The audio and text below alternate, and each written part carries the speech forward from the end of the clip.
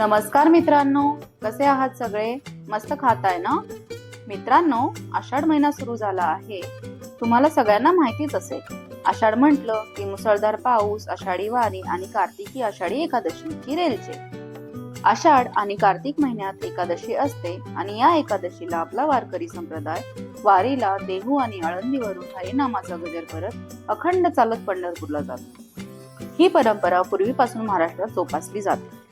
महाराष्ट्रात परंपरागत चालत आलेली खाद्य संस्कृती ही जपली जाताना दिसते. याच खाद्य संस्कृतीमधील एक ठेवणीतला पदार्थ आज मी बनवण्याचा प्रयत्न करणार आहे.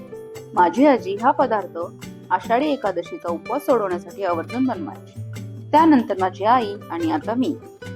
तर हा पदार्थ दुसरा तिसरा असं काही नसून आहे तिखट आणि गोड कापण्या. याला आखाड स्पेशल पुरी असे पण म्हणतात.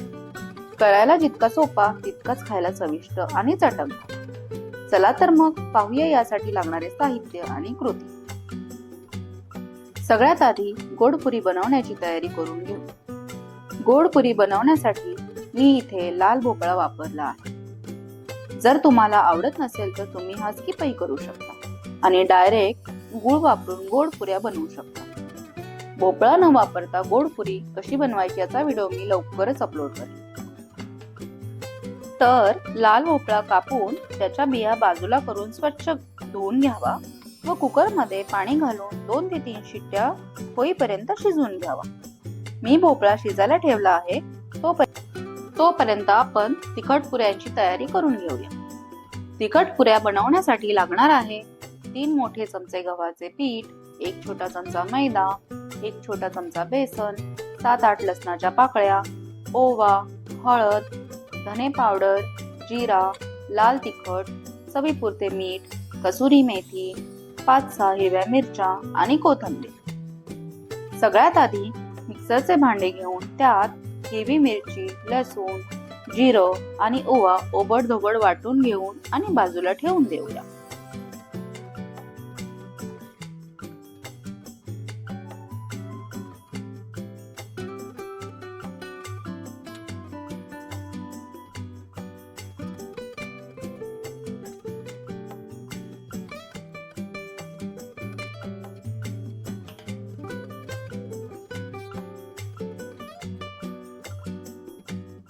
आता एक परात घेऊन त्यात गव्हाचे पीठ, मैदा, बेसन एकत्र करून घेऊ.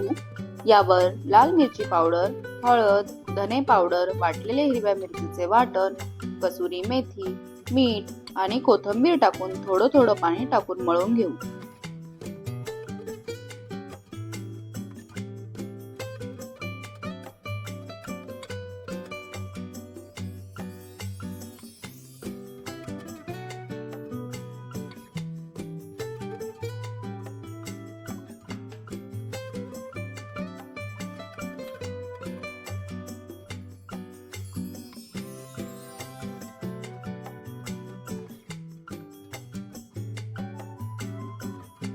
हे पीठ मळत असताना ते थोडं घट्ट मळून घ्या.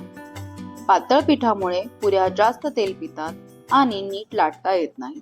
तर शक्य तितके पीठ घट्ट मळलेलं असेल तर उत्तम.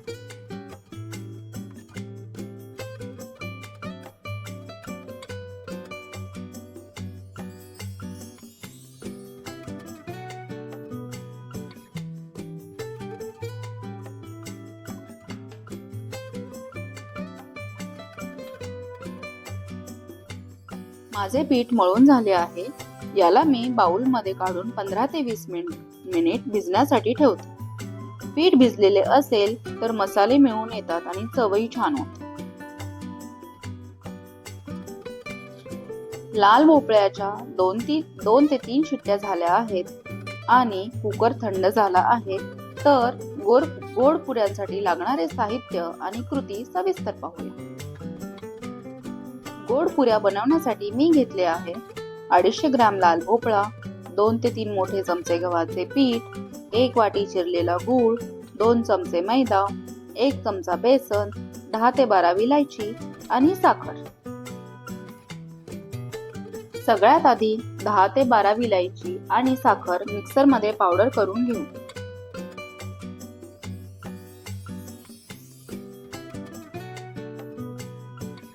आणि शिजलेला भोपळा परातीत काढून घेऊ. त्याचे वरचे साल बाजूला करून स्मॅश करून घेऊ. इथे तुम्ही शिजायला टाकायच्या आधीही साल काढून मग शिजवू शकता. भोपळा स्मॅश झाला आहे. यात गूळ मिक्स करून तोही स्मॅश करून घेऊ. इथे जसजसा गूळ मिक्स करू तसा तसा भोपळा पाणी सोडायला सुरुवात करेल आणि हे थोडं पातळही होईल. नंतर यात गव्हाचे पीठ, मैदा आणि बेसन मिक्स करून मळून घेऊ.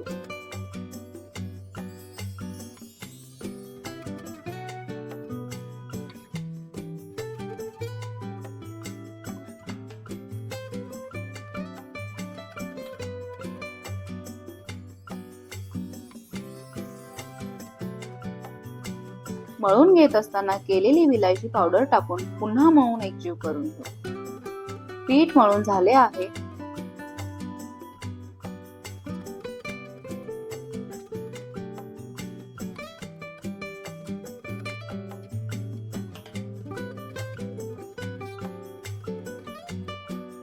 या पिठालाही मी 15 ते 20 मिनिटं मुरण्यासाठी ठेवून देतात. यात गूळ मिक्स केलेला असल्यामुळे पातळ होण्याची शक्यता असते, म्हणून मळलेले पीठ फ्रीज मध्ये ठेवले तरी चालेल. 15 ते 20 मिनिटं झाली आहेत. मी आधी तिखट पुऱ्या तळून घेणार आहे. यासाठी आधी कढई गॅसवर ठेवून त्यात तळण्यासाठी तेल गरम होण्यासाठी ठेवावे. मग तिखट पुऱ्यांसाठी छोटे छोटे गोळे करून मध्यम आकाराच्या पुऱ्या लाटून घ्यावे.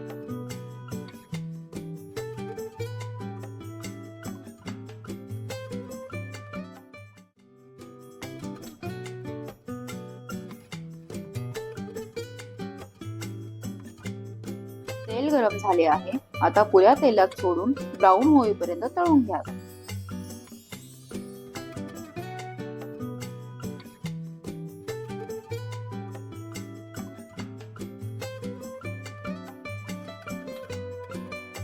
याचप्रमाणे गोड पिठाच्याही पुऱ्या तळून घ्या.